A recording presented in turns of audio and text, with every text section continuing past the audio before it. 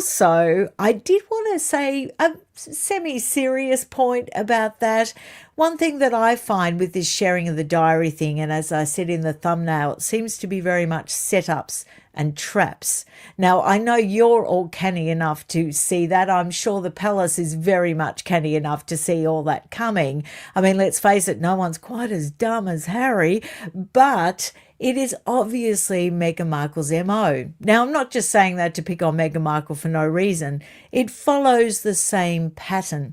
When you look at the fact that when she wrote that letter to her father, which she was clearly planning ahead for it to become fodder in People magazine, she was clearly planning ahead that it was a way to permanently dispatch her father, to dump him for good, but still preserve her own image and reputation by the way she did it, by the way she couched it.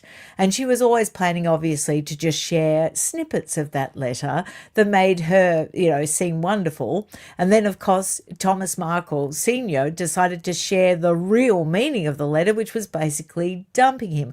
Also, when she was, very depressed and thinking about unaliving herself, I have to say it that way because we're on YouTube, I can't use the S word. She went off to HR, again creating a paper trail. And Lady C very much spells this out in her book, and Tom Bower points to it, but not as much as Lady C does. So this paper trail, this whole thing of covering herself at a later date. And so very definitely her MO. Also, the changing of Archie's birth certificate was also sort of part of that. It was made to look like there was something nefarious afoot, that somehow the palace was in on something, that they knew something. So, pre-preparation, this Machiavellian level of ability to plant little landmines ahead. And this is obviously intended to be the same thing with the so-called sharing of Harry's diary, because they're trying to box the royal family into a corner. It won't work, but they're trying to lay the groundwork, the foundation for the spiel that we tried to work with them.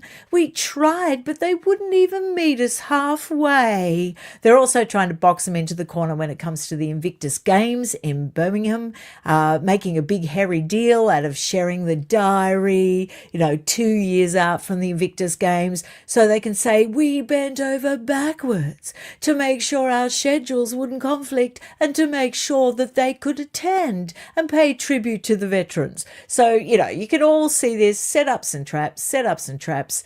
As we know, the royal family will not fall for it. We certainly won't fall for it, but you can't blame them for trying.